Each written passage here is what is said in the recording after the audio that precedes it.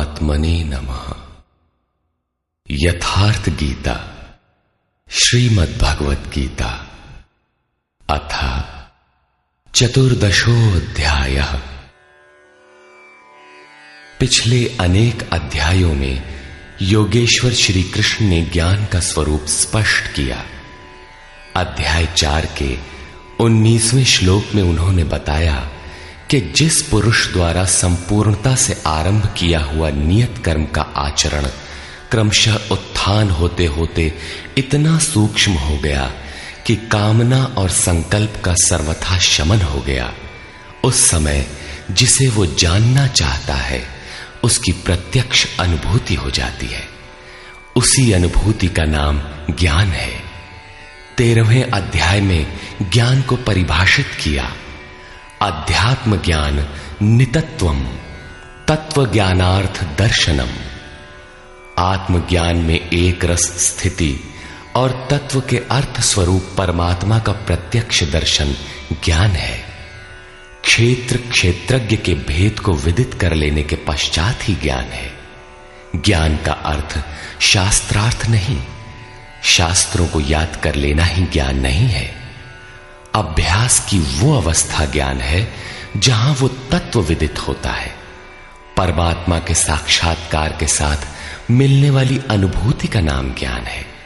इसके विपरीत सब कुछ अज्ञान है। इस प्रकार सब कुछ बता लेने पर भी प्रस्तुत अध्याय 14 में योगेश्वर श्री कृष्ण कहते हैं कि अर्जुन, उन ज्ञानों में भी परम उत्तम ज्ञान को मैं फिर भी तेरे लिए कहूंगा। योगेश्वर उसी की पुनरावृत्ति करने जा रहे हैं, क्योंकि शास्त्र सुचिंतित पुनि पुनि देखिए। भली प्रकार चिंतन किया हुआ शास्त्र भी बार बार देखना चाहिए। इतना ही नहीं, ज्यों ज्यों आप साधन पथ पर अग्रसर होंगे, ज्यों ज्यों उस इष्ट में प्रवेश पाते जाएंगे, त्यों त्यों ब्रह्म से नवीन नवीन अनुभूति मिलेगी। ये जानकारी सद्गुरु महापुरुष ही देते हैं। इसलिए श्री कृष्ण कहते हैं, मैं फिर भी कहूंगा। श्री भगवान उवाच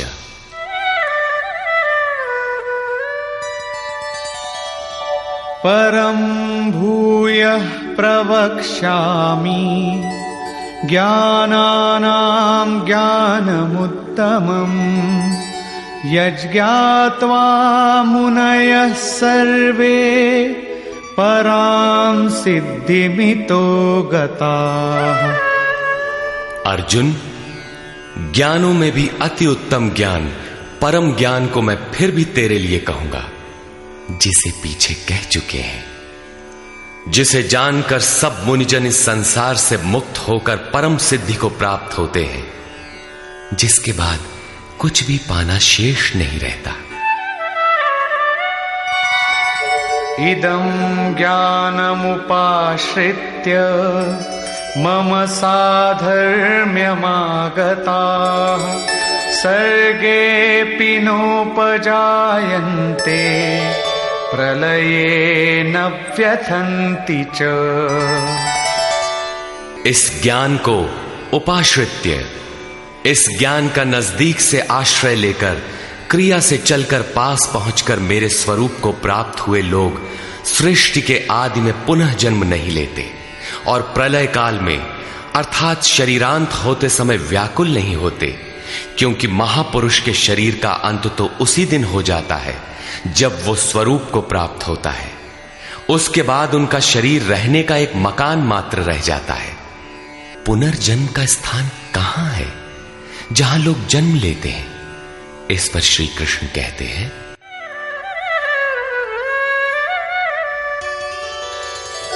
मम योनिर्महद् ब्रह्म तस्मिन् गर्भं दधाम्यहम् सम्भवः सर्वभूतानां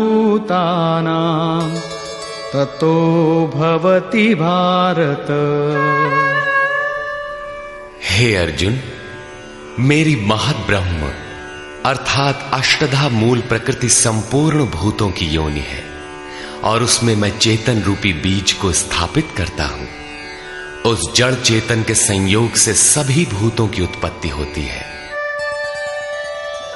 सर्वयोनिषु कौन्तेय मूर्तयः सम्भवन्ति याः तासां ब्रह्ममहद्योनिः अहं बीजप्रदः पिता। कौन्तेय, सब योनियों में जितने शरीर उत्पन्न होते हैं उन सब की योनि है गर्भ धारण करने वाली माता, 8 भेदों वाली मूल प्रकृति है और मैं ही बीज को स्थापन करने वाला पिता हूं। अन्य कोई न माता है न पिता। जब तक जड़ चेतन का संयोग रहेगा, जन्म होते रहेंगे, निमित्त तो कोई न कोई बनता ही रहेगा। चेतन आत्मा जड़ प्रकृति में क्यों बंध जाती है? इस पर कहते हैं सत्वं रजस्तम इति गुणाः प्रकृति संभवाः निबध्नन्ति महाबाहो देहे देहिनमव्ययम्। महाबाहु अर्जुन, सत्वगुण, रजोगुण और तमोगुण प्रकृति से उत्पन्न हुए तीनों गुण ही इस अविनाशी जीवात्मा को शरीर में बांधते हैं। किस प्रकार? तत्र सत्वं निर्मलत्वात् प्रकाशकमनामयम् सुखसंगेन बध्नाति ज्ञानसंगेन चानघ। निष्पाप अर्जुन, उन तीनों गुणों में प्रकाश करने वाला निर्विकार सत्व गुण तो निर्मलत्वात्, निर्मल होने के कारण सुख और ज्ञान की आसक्ति से आत्मा को शरीर में बांधता है। सत्व गुण भी बंधन ही है। अंतर इतना ही है कि सुख एकमात्र परमात्मा में है और ज्ञान साक्षात्कार का नाम है। सत्व गुणी तब तक बंधा है जब तक परमात्मा का साक्षात्कार नहीं हो जाता। रजो रागात्मकं विद्धि तृष्णासंग समुद्भवम् तन्निबध्नाति कौन्तेय कर्म संगेन देहिनम्। हे अर्जुन, राग का जीता जागता स्वरूप रजोगुण है। इसे तू कर्म संगेन, कामना और आसक्ति से उत्पन्न हुआ जान। वो जीवात्मा को कर्म और उसके फल की आसक्ति में बांधता है। वो कर्म में प्रवृत्ति देता है। तमस्त्वं ज्ञानजं विद्धि मोहनं सर्वदेहिनां प्रमादालस्य निद्राभिः तन्निबध्नाति भारत। अर्जुन, समस्त देहधारियों को मोहने वाले तमोगुण को तू अज्ञान से उत्पन्न हुआ जान। वो इस आत्मा को प्रमाद अर्थात व्यर्थ की चेष्टा, आलस्य की कल करेंगे और निद्रा द्वारा बांधता है। निद्रा का अर्थ यह नहीं कि तमोगुणी अधिक सोता है, शरीर सोता हो ऐसी बात नहीं। या निशा सर्वभूतानाम तस्याम जागर्ति संयमी। जगत ही रात्रि है। तमोगुणी व्यक्ति इस जगत रूपी निशा में रात दिन व्यस्त रहता है, प्रकाश स्वरूप की ओर अचेत रहता है। यही तमोगुणी निद्रा है। जो इसमें फंसा है सोता है। अब तीनों गुणों के बंधन का सामूहिक स्वरूप बताते हैं। सत्वं सुखे संजयति रजः कर्मणि भारत ज्ञानमावृत्य तु तमः प्रमादे संजयत्युत।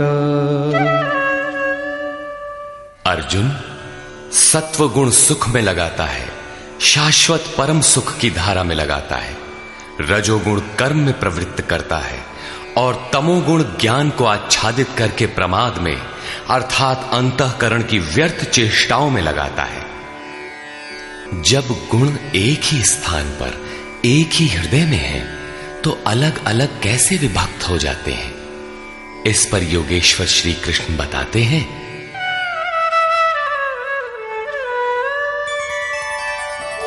रजस्तमश्चाभिभूय सत्वं भवति भारत, रजः सत्वं तमश्चैव तमः सत्वं रजस्तथा।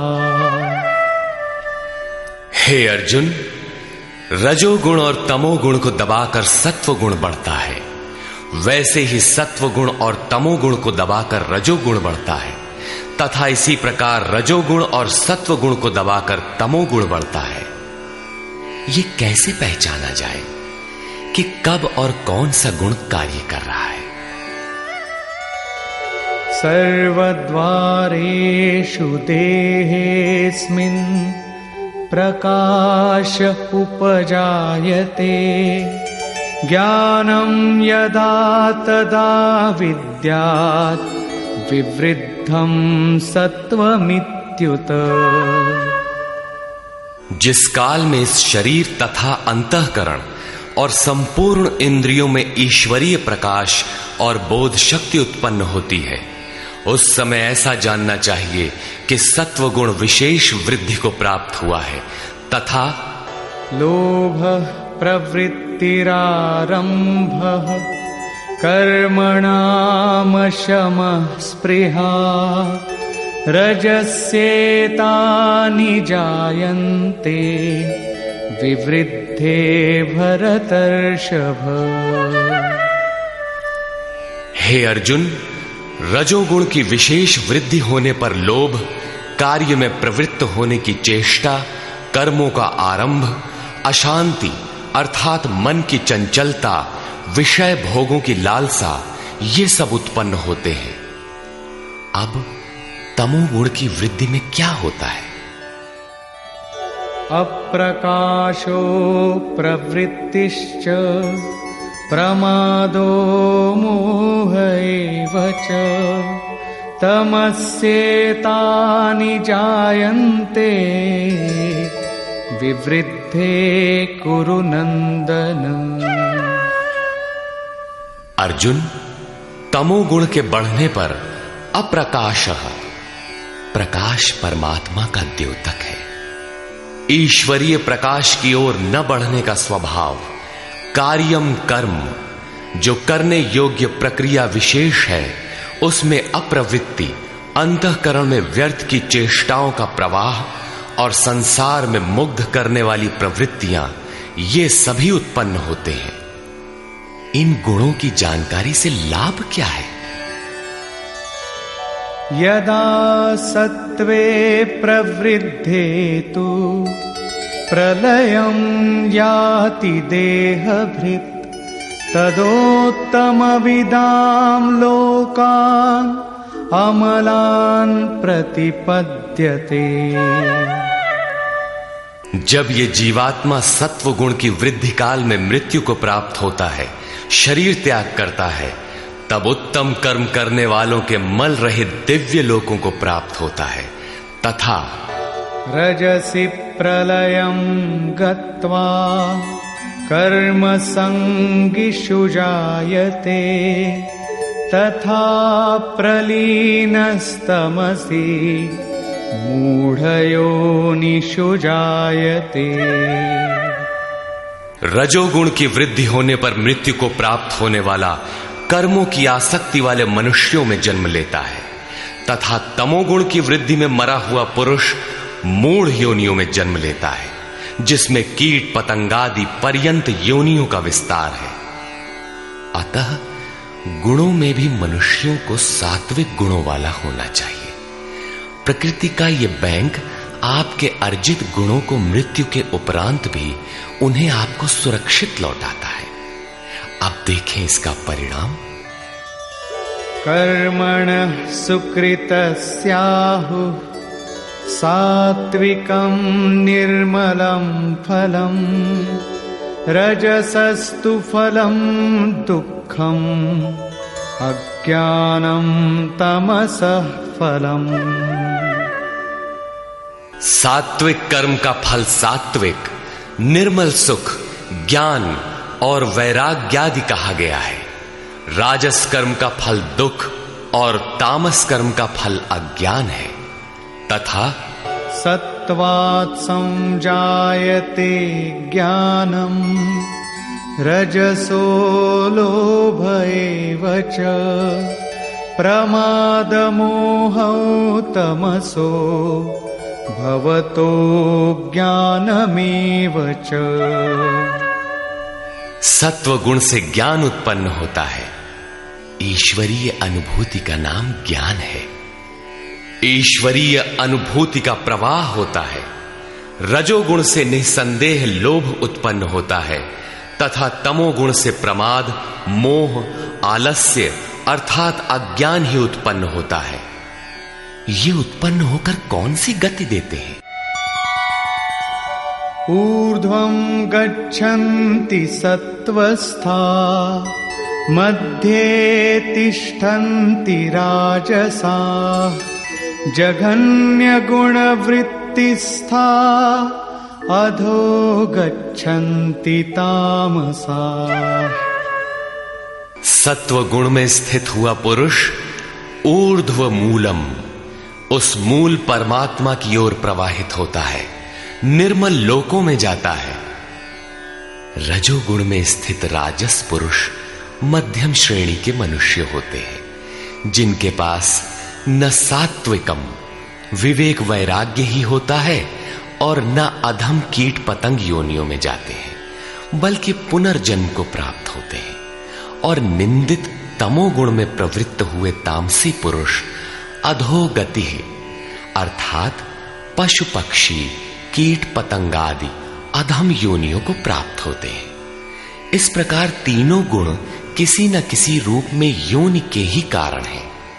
जो पुरुष गुणों को पार कर लेते हैं वे जन्म बंधन से छूट जाते हैं और मेरे स्वरूप को प्राप्त होते हैं। इस पर कहते हैं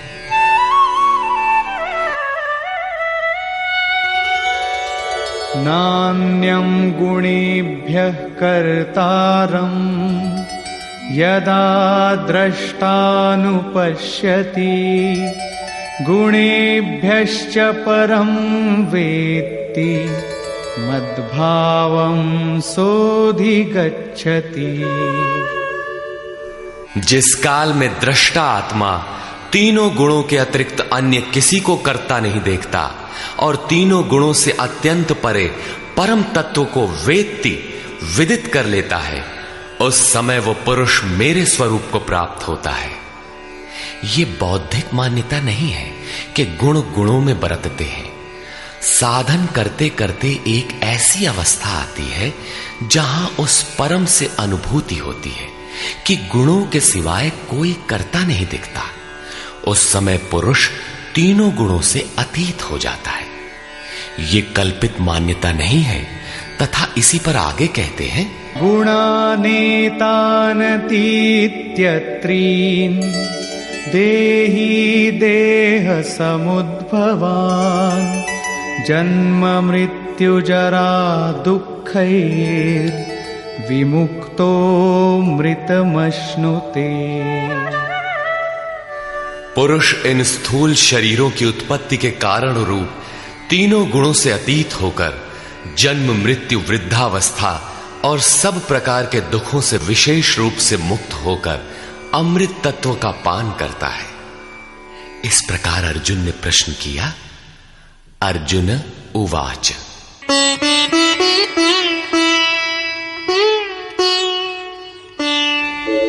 कैर्लिङ्गैः स्त्रीन् गुणानेता अतीतो भवति प्रभो किमाचारः कथं चैतान् स्त्रीन् गुणानतिवर्तते।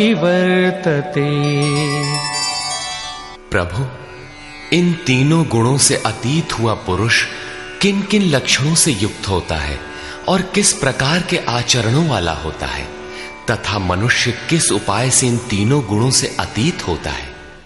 श्री भगवान उवाच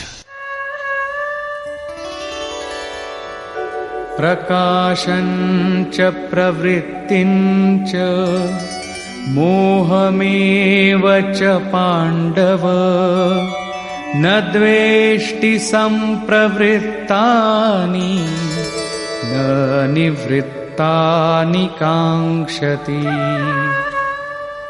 अर्जुन के उपर्युक्त तीनों प्रश्नों का उत्तर देते हुए योगेश्वर श्री कृष्ण ने कहा, अर्जुन, जो पुरुष सत्व गुण के कार्य रूप ईश्वरीय प्रकाश, रजोगुण के कार्य रूप प्रवृत्ति और तमोगुण के कार्य रूप मोह को न तो प्रवृत्त होने पर बुरा समझता है और न निवृत्त होने पर उनकी आकांक्षा ही करता है, तथा उदासीनवदासीनो गुणैर्यो न विचाल्यते गुणा वर्तन्त इत्येव योऽवतिष्ठति नेङ्गते। जो इस प्रकार उदासीन के सदृश स्थित हुआ गुणों द्वारा विचलित नहीं किया जा सकता, गुण गुण में ही बरतते हैं, ऐसा यथार्थतः जानकर उस स्थिति से चलायमान नहीं होता, तभी वो गुणों से अतीत होता है।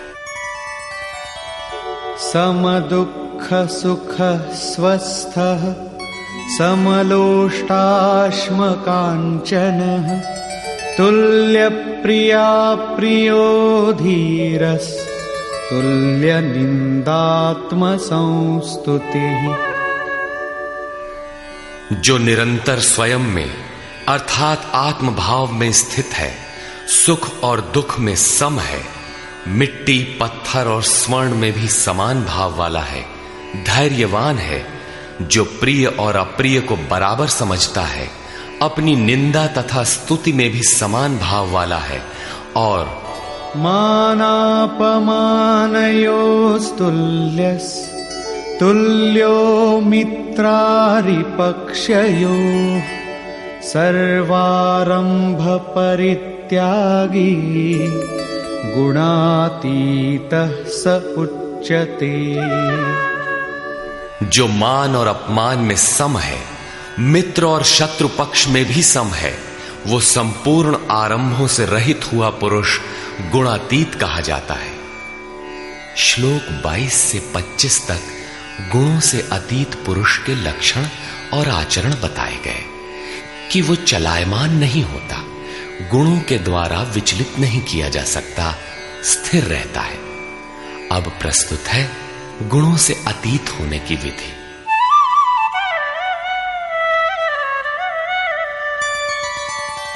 मां च यो व्यभिचारेण भक्ति योगेन सेवते सगुणान् समतीत्यैतान् ब्रह्म भूयाय कल्पते।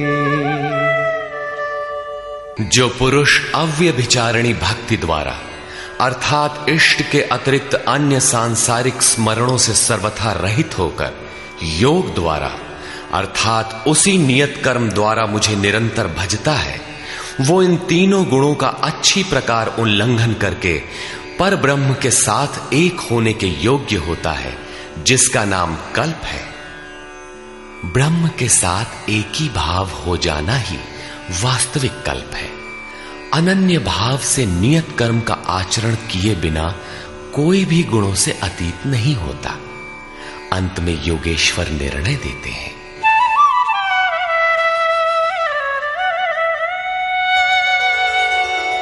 ब्रह्मणो हि प्रतिष्ठाहम् अमृतस्याव्ययस्य च शाश्वतस्य च धर्मस्य सुखस्यैकान्तिकस्य च।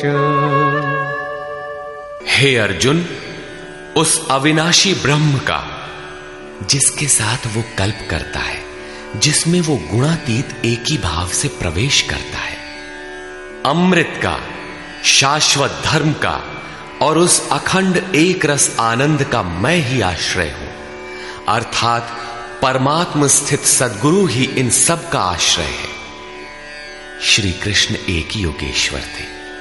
अब यदि आपको अव्यक्त अविनाशी ब्रह्म, शाश्वत धर्म, अखंड एक रस आनंद की आवश्यकता है तो किसी तत्व स्थित अव्यक्त स्थित महापुरुष की शरण लें।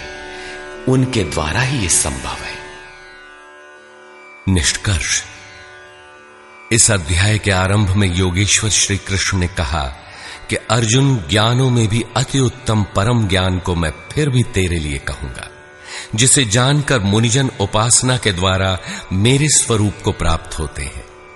फिर सृष्टि के आदि में वे जन्म नहीं लेते, किंतु शरीर का निधन तो होना ही है। उस समय वे व्यथित नहीं होते। वे वास्तव में शरीर तो उसी दिन त्याग देते हैं जिस दिन स्वरूप को प्राप्त होते हैं। प्राप्ति जीते जी होती है, किंतु शरीर का अंत होते समय भी वे व्यथित नहीं होते। प्रकृति से उत्पन्न हुए रज, सत्व और तम तीनों गुण ही इस जीवात्मा को शरीरों में बांधते हैं। दो गुणों को दबाकर तीसरा गुण बढ़ाया जा सकता है। गुण परिवर्तनशील है।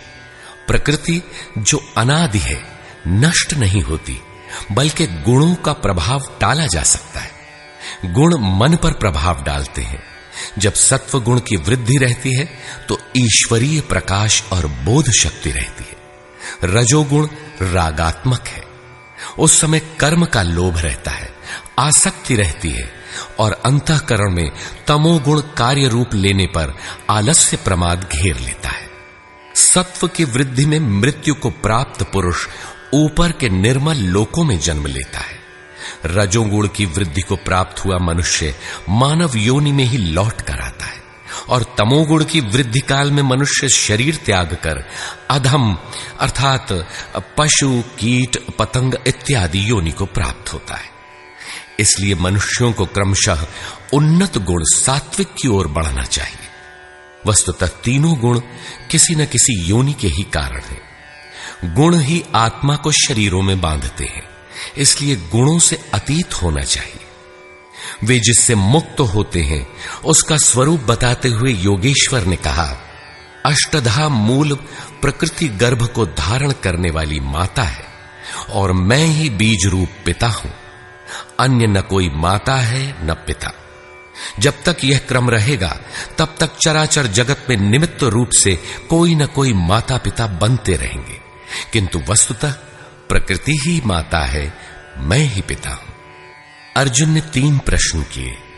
गुणातीत पुरुष के क्या लक्षण हैं, क्या आचरण है, और किस उपाय से मनुष्य इन तीनों गुणों से अतीत होता है।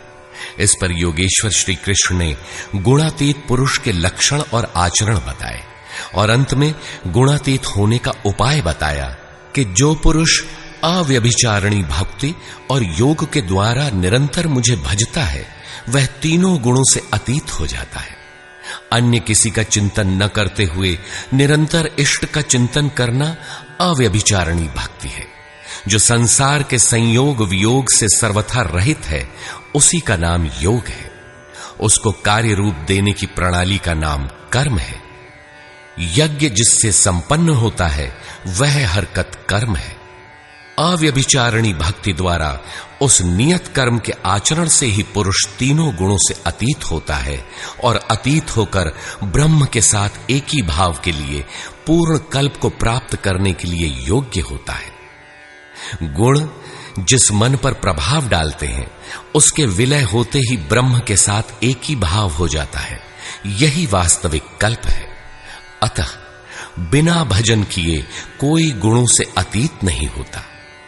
अंत में योगेश्वर श्री कृष्ण निर्णय देते हैं, वह गुणातीत पुरुष जिस ब्रह्म के साथ एक ही भाव में स्थित होता है उस ब्रह्म का, अमृत तत्व का, शाश्वत धर्म का और अखंड एक रस आनंद का मैं ही आश्रय हूं, अर्थात प्रधान करता हूं। अब तो श्री कृष्ण चले गए। अब वह आश्रय तो चला गया। तब तो बड़े संशय की बात है, वह आश्रय अब कहां मिलेगा। लेकिन नहीं, श्री कृष्ण ने अपना परिचय दिया है कि वे एक योगी थे, स्वरूपस्थ महापुरुष थे। शिष्यस्ते अहम शाधिमाम त्वाम प्रपन्नम। अर्जुन ने कहा, मैं आपका शिष्य हूं, आपकी शरण हूं, मुझे संभालिए। स्थान स्थान पर श्री कृष्ण ने अपना परिचय दिया, स्थित प्रज्ञ महापुरुष के लक्षण बताए और उनसे अपनी तुलना की। अतः स्पष्ट है कि श्री कृष्ण एक महात्मा योगी थे। अब यदि आपको अखंड एक रस आनंद, शाश्वत धर्म अथवा अमृत तत्व की आवश्यकता है तो इन सब की प्राप्ति के स्रोत एकमात्र सद्गुरु हैं। सीधे पुस्तक पढ़कर इसे कोई नहीं पा सकता। जब वही महापुरुष आत्मा से अभिन्न होकर रथी हो जाते हैं तो शनैः शनैः अनुरागी को संचालित करते हुए उसके स्वरूप तक, जिनमें वे स्वयं प्रतिष्ठित हैं, पहुंचा देते हैं। वही एकमात्र माध्यम है। इस प्रकार योगेश्वर श्री कृष्ण ने अपने को सबका आश्रय बताते हुए इस 14वें अध्याय का समापन किया, जिसमें गुणों का विस्तार से वर्णन है। अतः ओम तत्सदिति श्रीमद्भगवद गीता सूपनिषत्सु ब्रह्म विद्यायाम योग शास्त्रे श्री कृष्णार्जुन संवादे गुणत्रय विभाग योगो नाम चतुर्दशोऽध्यायः। इस प्रकार स्वामी अड़गड़ानंद कृत श्रीमद्भगवद गीता के भाष्य यथार्थ गीता का 14वां अध्याय पूर्ण हुआ। हरि ओम तत्सत्।